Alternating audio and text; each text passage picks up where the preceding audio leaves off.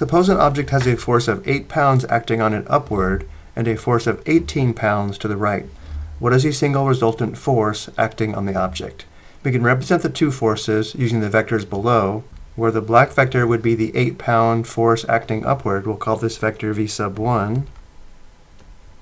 And the red vector would be the 18-pound force to the right, which we'll call vector v sub 2. And now let's list the components of the two vectors.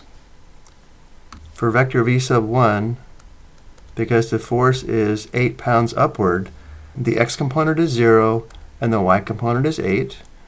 And for vector v sub 2, because the force is only 18 pounds to the right, the x component is positive 18 and the y component is 0. The resultant vector is simply the sum of these two vectors. So we'll say the resultant vector, vector r, equals vector v sub 1 plus vector v sub 2. To add the two vectors, we simply add the corresponding components. The resultant vector has an x component of 0 plus 18 or 18, and a y component of 8 plus 0 or 8. This vector represents the resultant force acting on the object.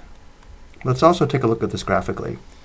One way to add the two vectors graphically would be to take the initial point of vector v sub 2 and place it at the terminal point of vector v sub 1, which would look like this.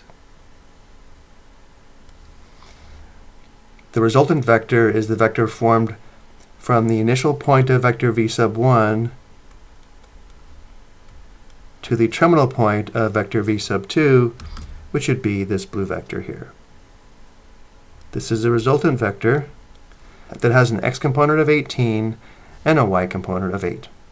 I hope you found this helpful.